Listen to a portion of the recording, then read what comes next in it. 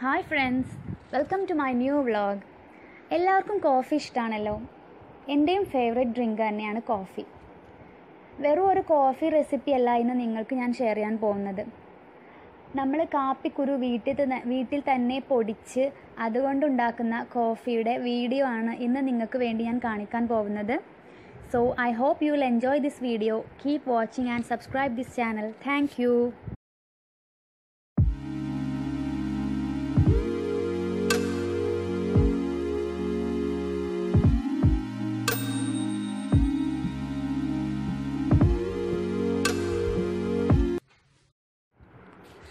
ഇതാണ് നമ്മുടെ കയ്യിലുള്ള കാപ്പിക്കുരു. അതായത് ഇത് ഇങ്ങനെയല്ല, ഇത് നമ്മൾ കണ്ടവർക്ക് അറിയുണ്ടാവും. നമ്മൾ കാപ്പി ചെടിയിലുണ്ടാകുമ്പോൾ അത് നല്ല പച്ചയായിരിക്കും. അത് നമ്മൾ വെയിലത്തിട്ട് നന്നായിട്ട് ഉണക്കിയതാണ് ഈ കാണുന്നത്. ആദ്യം നമുക്കത് ചൂടാക്കിയെടുക്കണം. അതിന് വേണ്ടിയിട്ട് നല്ല കട്ടിയുള്ള, പെട്ടെന്ന് അടി പിടിക്കാത്ത നല്ല ഒരു പാനാണ് ഞാൻ വെച്ചിട്ടുള്ളത്. അതിൽ നന്നായിട്ട് ഇത് ചൂടാക്കിയെടുക്കണം. എങ്കിൽ മാത്രമേ ഉള്ളൂ അതിൻ്റെ തൊലി വേറെ പോരുള്ളൂ. അപ്പോൾ അതിന് വേണ്ടിയിട്ട് ഞാനൊരു നല്ല പാൻ വെച്ചിട്ടുണ്ട്. അതിലേക്ക് കുറച്ച് ഞാൻ എടുത്തിട്ടുള്ളൂ ടെസ്റ്റ് ചെയ്യാൻ വേണ്ടിയിട്ട്. അപ്പോൾ ആ കുറച്ച് കാപ്പിക്കുരു നമ്മൾ അതിലേക്ക് ഇട്ട് കൊടുത്തു.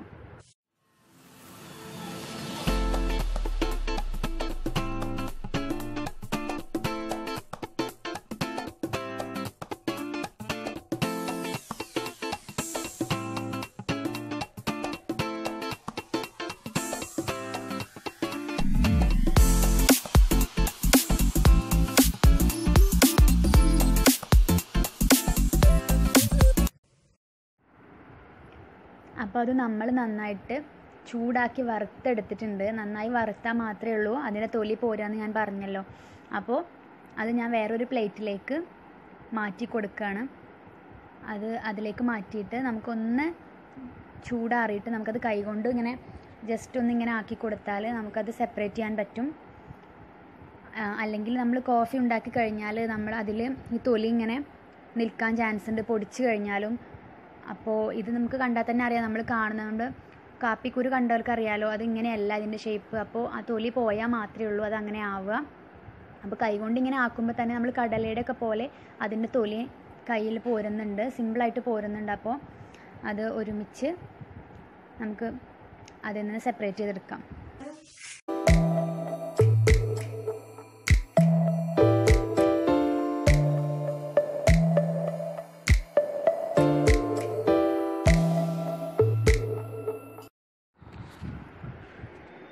ഇതാ നമുക്ക് കിട്ടിയിട്ടുള്ള തൊലി കളഞ്ഞ കാപ്പിക്കുരു.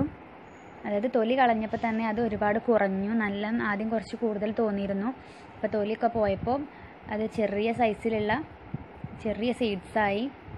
പക്ഷേ ഇനിയാണ് നമ്മളത് നന്നായി ചൂടാക്കേണ്ടത്.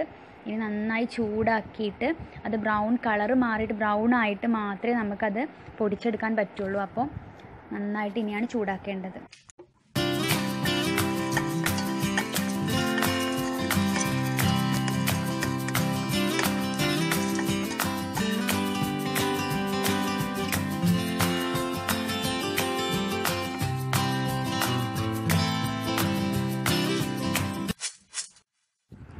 അപ്പോൾ നമുക്ക് വറുത്തിട്ട് കിട്ടിയ കാപ്പിക്കുരുവാണിത്. ഇതാണ് കറക്റ്റ് നമ്മൾ കാണുന്ന കാപ്പിക്കുരു. ഇതാണ് നമ്മൾ പൊടിക്കാൻ പോകുന്നത്. അപ്പോഴാണ് നമുക്ക് കാപ്പി പൊടി കിട്ടുന്നത്. അപ്പോൾ ഇത് പൊടിക്കാനായിട്ട് തീരെ നനവില്ലാത്ത നന്നായി ഉണങ്ങിയ ഒരു മിക്സി ജാറിലേക്ക് ഞാനത് ഇടുകയാണ്. തൊലി മാക്സിമം നമ്മൾ എടുക്കാതെ ഒഴിവാക്കിയിട്ടുണ്ട്. അപ്പോൾ മിക്സിയിൽ അതിട്ടു. ഇനി അത് നന്നായിട്ട് ഗ്രൈൻഡ് ചെയ്തെടുക്കണം. അപ്പോൾ അതിന് വേണ്ടിയിട്ട് ഞാൻ മിക്സിയിലിട്ടിട്ടുണ്ട്.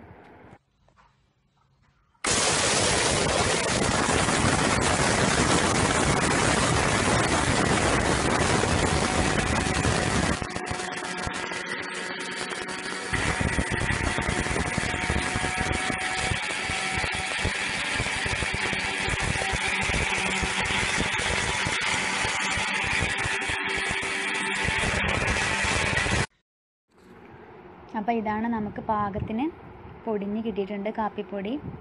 കൂടുതൽ പൊടിഞ്ഞിട്ടുമില്ല, നമുക്ക് അതേ ഒരു കൺസിസ്റ്റൻസിയിൽ കിട്ടിയിട്ടുണ്ട്. അടുത്തതായിട്ട് നമുക്ക് കോഫി ഉണ്ടാക്കാൻ തുടങ്ങാം. അതിന് വേണ്ടിയിട്ട് ഞാൻ ഗ്യാസ് കത്തിച്ചു. ഇനി പാല് ഞാനൊരു പാത്രത്തിൽ വെച്ചിട്ടുണ്ട്. അത് തിളപ്പിച്ചിട്ട് നമ്മൾ നോർമൽ കോഫി ഉണ്ടാക്കുന്ന അതേപോലെയാണ് ഇനി ചെയ്യാൻ പോകുന്നത്. നമ്മൾ ഈ ഒരു കോഫി പൗഡർ ഇട്ടിട്ട് ഉണ്ടാക്കുന്നു എന്നുള്ള പ്രത്യേകതയുള്ളൂ. അപ്പോൾ നമ്മുടെ പാൽ തിളച്ച് വന്നിട്ടുണ്ട്. ഇനി നമ്മൾ നോർമൽ കോഫി ഉണ്ടാക്കുന്ന അതേപോലെ അത് വേണ്ടത്ര ഇട്ട് നമുക്കത് ഉണ്ടാക്കാൻ പറ്റും.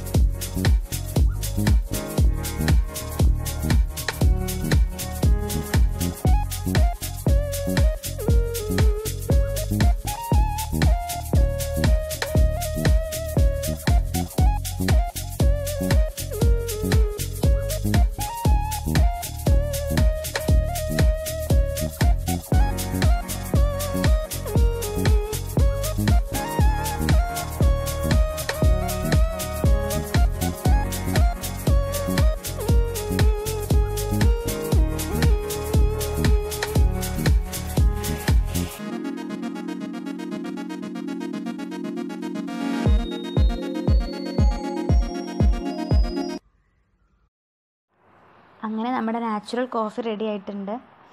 നിങ്ങൾക്ക് കണ്ടാൽ തന്നെ അറിയാം ഇത് നമ്മൾ മറ്റേ നോർമൽ കോഫി പൗഡർ വെച്ചുണ്ടാക്കുന്ന കോഫീസിൻ്റെ അത്ര ഒരു കളർ കിട്ടിയിട്ടില്ല. കാരണം നമ്മളിതിൽ എക്സ്ട്രാ കളറൊന്നും ആഡ് ചെയ്യാത്തത് കൊണ്ടാണ്. നമ്മൾ വെറും ആ ഒരു കോഫി പൗഡർ മാത്രമേ ചേർത്തിട്ടുള്ളൂ. നമ്മൾ പുറത്തുനിന്ന് വാങ്ങുന്ന നല്ല ബ്രാൻഡഡ് കോഫീസ്, അതുപോലെ തന്നെ നെസ്കഫേ, ബ്രൂ പോലുള്ള കോഫിയുടെ അങ്ങനത്തെ ഒരു സ്മെല്ലല്ല ഇതിന്. ഒരു നല്ല ഒരു ഒറിജിനൽ ഒരു കോഫി സ്മെല്ലാണ് ഇതിന് കിട്ടുന്നത്. ഞാനിത് ടേസ്റ്റ് ചെയ്യാൻ പോവുകയാണ്. നിങ്ങൾ എൻ്റെ വീഡിയോ എൻജോയ് ചെയ്തെന്ന് ഞാൻ വിചാരിക്കുന്നു. Thank you for watching and bye bye.